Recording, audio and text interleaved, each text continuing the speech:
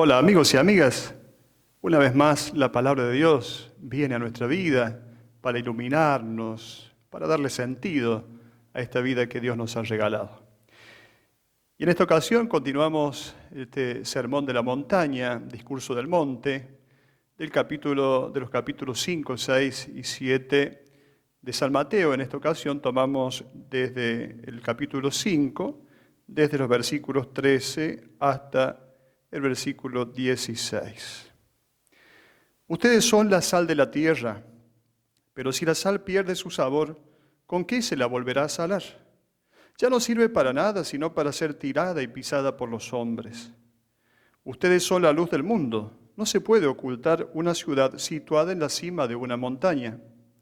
Y no se enciende una lámpara para meterla debajo de un cajón, sino que se la pone sobre el candelero para que ilumine a todos los que están en la casa. Así debe brillar ante los ojos de los hombres la luz que hay en ustedes, a fin de que ellos vean sus buenas obras y glorifiquen al Padre que está en el cielo. Hasta aquí la palabra de Dios. Y vamos entonces a partir, para pensar esta palabra de Dios. Yo recuerdo en mi infancia, cuando veía la televisión y veíamos aquel gran personaje, Carlitos Balá, y preguntaba, ¿qué gusto tiene la sal? Salada, gritábamos todos. Y entonces aquella canción, ¿qué gusto tiene la sal? Y entonces una canción muy bonita, muy sencilla, muy simple, para ayudar a pensar la vida también a los niños. Entonces, ya desde esta propuesta, diríamos, de infantil, ya tenemos incorporada la sal, aquellos que tenemos más o menos la edad que yo tengo.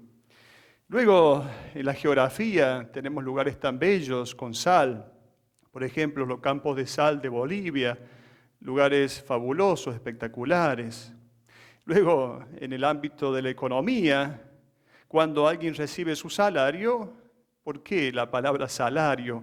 La palabra salario tiene que ver con la sal.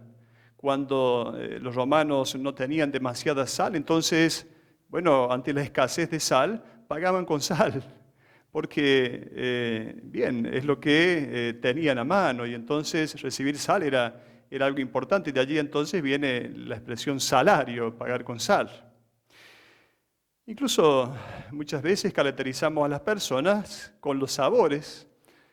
Pareciera que los diversos gustos tienen que ver con las personas, y entonces decimos una persona es dulce, una persona es amarga, una persona es agria, o una persona es repugnante, y entonces decimos también que una persona puede ser salada.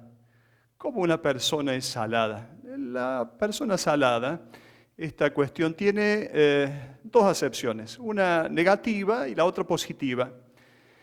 Esta cuestión negativa, diríamos en el lenguaje utilizado sobre todo por adolescentes y jóvenes, cuando uno le dice a otro, qué salado que sos, quiere decir, qué mala suerte que tenés, qué mala pata que tenés, qué salado que sos, no embocás en nada. Esto es esta expresión muy común entre adolescentes.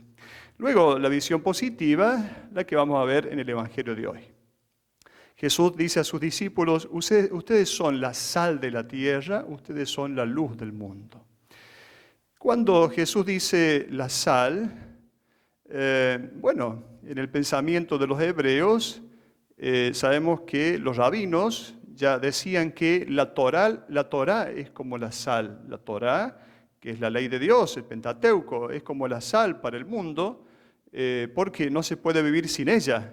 La Torá era la sal. Entonces, esta propuesta de Jesús ya suena un poco revolucionaria.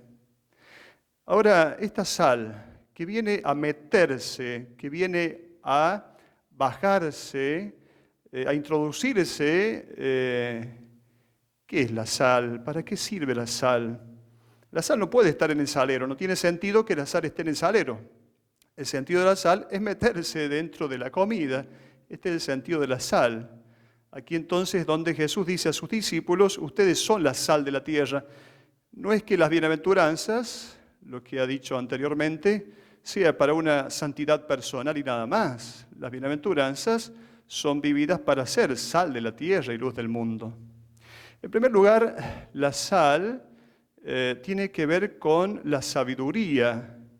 ¿Por qué? Porque la sal da sabor a los alimentos.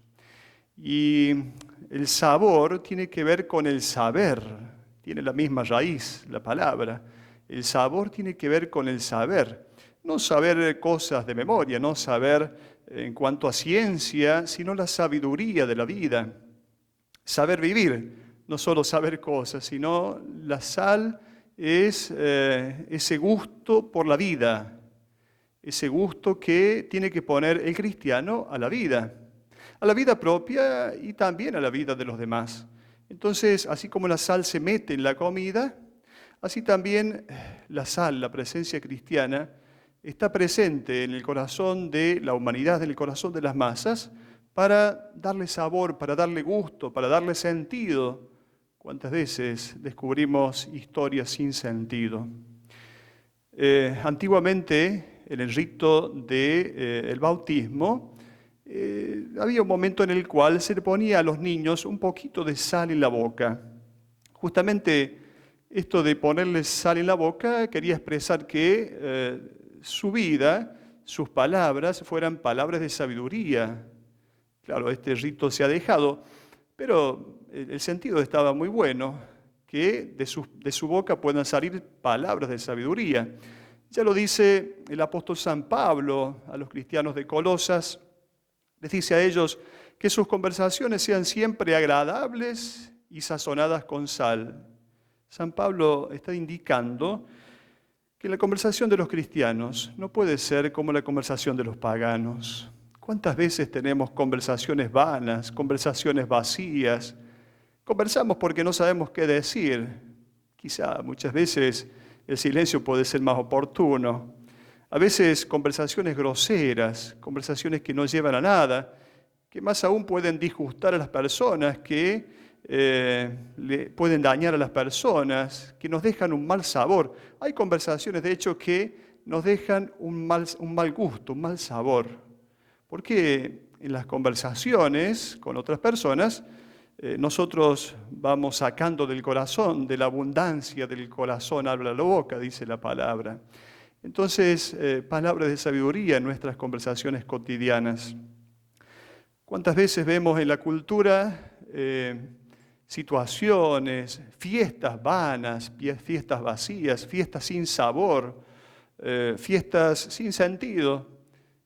Hace poco tiempo, pocos años, se ha metido la fiesta de Halloween, por ejemplo, esta festividad que no tiene sentido, más aún tiene un sabor amargo, un sabor, digamos, que no deja buen gusto al corazón humano, con la muerte, con las brujerías, con las caras de brujas, con el misterio del oscuro, del mal, del miedo. Bueno, en realidad, en nuestra cultura hay elementos que son realmente sin sabor y sin sentido. Luego, en segundo lugar, la sal sirve para conservar los alimentos. La gente del campo lo sabe bien. Cuando se hacían los chacinados, chorizo, bondiola, panceta, y entonces hay que ponerle sal, la sal suficiente, y eso lo sabe quien ya lleva muchos años haciendo esto, la sal suficiente, la sal necesaria.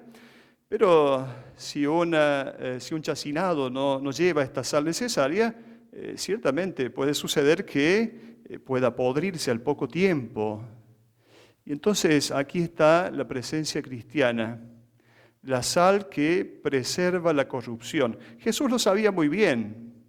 Nosotros lo tenemos en nuestro ámbito ligado a los chacinados, pero Jesús lo tenía quizá ligado a los peces.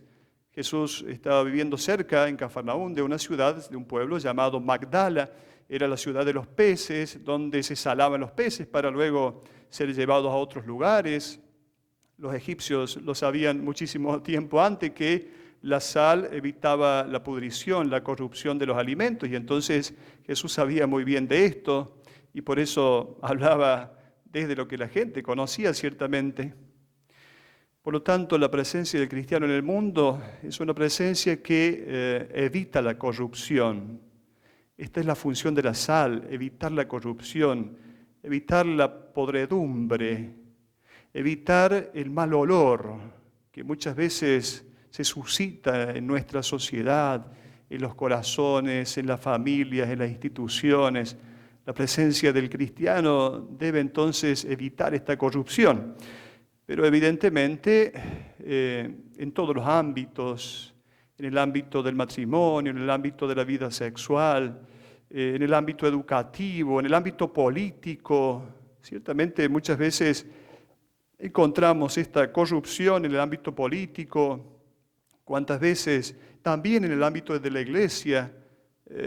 Papa Francisco dice, pecadores sí, corruptos no. Porque un pecador es alguien que se reconoce ante Dios frágil, débil, vulnerable, y entonces quiere cambiar de vida. El corrupto es aquel que ya se ha entregado al mal, que ya ha bajado las armas. En el siglo II se escribió una carta muy bella que todos podemos conocer, la carta de Diogneto, allí en la segunda generación cristiana. Una carta muy bella, yo simplemente voy a tomar un párrafo de esa carta a Diogneto que expresa cómo viven los cristianos, cómo el cristiano puede ser sal de la tierra realmente. Viven en ciudades griegas y bárbaras, según les cupo en suerte. Sigue las costumbres de los habitantes del país, tanto en el vestir como en todo su estilo de vida, y sin embargo dan muestra de un tenor de vida admirable y a juicio de todos increíble. Habitan en su propia patria, pero como forasteros. Toman parte en todo como ciudadanos, pero lo soportan todo como extranjeros. Porque los cristianos, como dice San Pablo, tenemos una ciudad en el cielo. Toda tierra extranjera es patria para ellos, pero están en toda patria como en tierra extraña. Igual que todos se casan y engendran hijos, pero no se deshacen de los hijos que conciben. Tienen la mesa en común, pero no el lecho. Viven en la carne, pero no según la carne. Viven en la tierra, pero su ciudadanía está en el cielo. Obedecen las leyes establecidas y con su modo de vivir superan estas leyes. ¿Cuántas veces las leyes civiles son injustas y cuántas veces las leyes civiles contradicen la ley del Evangelio? Por eso el cristiano está llamado a vivir una ley superior, que es la ley que nos propone Jesús, la nueva justicia, las bienaventuranzas, lo que acabamos de leer el domingo pasado, justamente una invitación a vivir de una manera nueva y distinta. Entonces, la sal que se introduce, que se mete en la comida para preservar la corrupción. Tercera acción de la sal. Esto es algo absolutamente nuevo quizá para nuestros oídos, lo que le llamamos o le han llamado la alianza de sal, la alianza de sal.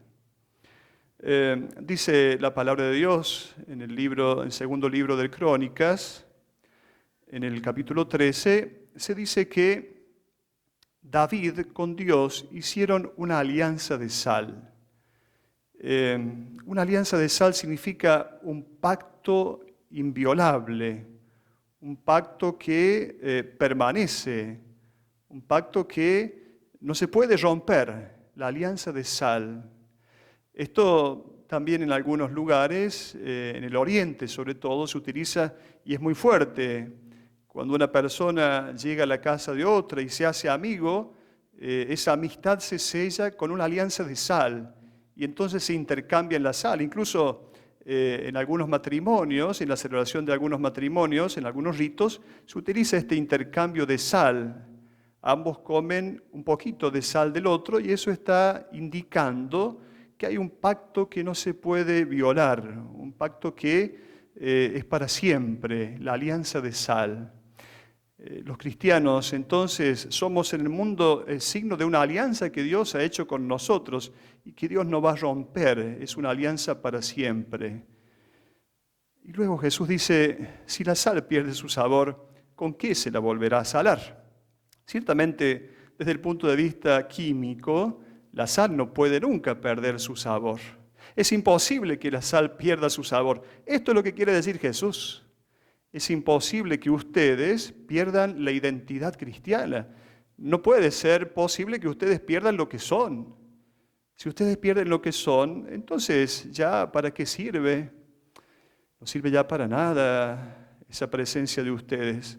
Es como que Jesús está pensando en algo que es imposible que suceda, que la sal pierda su sabor. Sin embargo, más allá de que la sal no pierde químicamente su sabor, muchas veces esta sal si se mezcla con el azúcar, entonces, bueno, esto significa que muchas veces nosotros queremos endulzar el Evangelio, le queremos cambiar cosas al Evangelio, queremos hacerlo un poquito más atractivo. Hay ciertas partes del Evangelio que son exigencia y no podemos, frente a estas exigencias, pensar que, bueno, tenemos que endulzar un poco el Evangelio, no sea cosa que a la gente le caiga mal. Bueno, el Evangelio tiene su fuerza de sal, tiene su fuerza propia y no podemos endulzar, cambiar el estilo, la identidad de lo que es la palabra de Dios. Luego, el Evangelio continúa diciendo, Jesús le dice a sus discípulos, ustedes son la luz del mundo. Una vez más, cuando se habla de la luz, sabemos que para la mentalidad de los judíos, de los hebreos, la luz es la Torá, así como la sal, la luz también es la Torá, es el Pentateuco, es luz para las naciones, luz para los pueblos, la palabra de Dios es la luz. Ahora Jesús va a decir de modo casi revolucionario, la palabra de Dios son ustedes son una palabra dicha a la humanidad. Con su manera de ser, con su manera de vivir, con su manera de comportarse, ustedes son la luz del mundo. Pero puede suceder que esta luz, esta lámpara se meta debajo de un cajón. ¿Qué pasa si la lámpara se mete debajo de un cajón? No está hecha la lámpara para meterla debajo de un cajón. La palabra original del texto griego hace referencia a que este cajón puede ser la medida que se utilizaba para el trigo. El trigo no se vendía en kilos, sino que se vendía en medidas. Entonces el cajón era esta canasta que contenía la medida del trigo. Si la luz, si la lámpara se mete debajo de este cajón, de esta canasta, significa entonces, si nosotros queremos que la luz que es la palabra de Dios, la encuadremos en nuestros sistemas de pensamiento, si nosotros queremos poner en nuestros esquemas humanos, la palabra de Dios. Y la palabra de Dios tiene que a nosotros transformar nuestros esquemas humanos, no al contrario, porque si no, simplemente hacemos una adecuación, diríamos más o menos domesticable de lo que es la palabra de Dios. Y la palabra de Dios tiene fuerza por sí misma, es luz por sí misma. No podemos encuadrar, encasillar esta palabra de Dios en nuestros esquemas humanos, en nuestras medidas, cortas medidas humanas. Dice Jesús, así debe brillar la luz que hay en ustedes ante los hombres. Así debe brillar esta luz ante los hombres. Se trata de las buenas obras. En realidad, el texto original no dice buenas obras, para que vean sus buenas obras, sino que dice para que vean sus obras bellas. El texto original griego dice bellas, no dice buenas. Muchas veces en los textos de la Biblia, en vez de traducir buenos, debemos traducir bello, porque el texto original dice bello. Por ejemplo, Jesús es el buen pastor, decimos. En realidad el texto original dice Jesús es el pastor, el bello. Bien, se trata de las obras bellas. En ese sentido, como bellas son buenas, claro que sí. No se trata de llamar la atención sobre nosotros mismos. Se trata de que los demás vean, porque nosotros cristianos debemos obrar siempre con humildad. Nuestras buenas obras no son para hacer propaganda, para hacer pantalla. Simplemente deben ser vistas por los demás, pero no podemos caer en una exhibición de nuestras buenas obras. Por eso podríamos preguntarnos, ¿visibilidad o exhibición?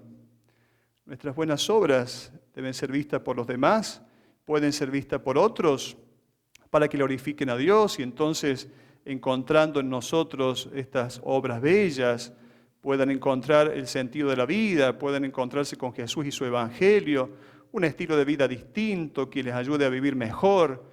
Entonces sí, no se trata de que nosotros hagamos propaganda de nuestras buenas obras.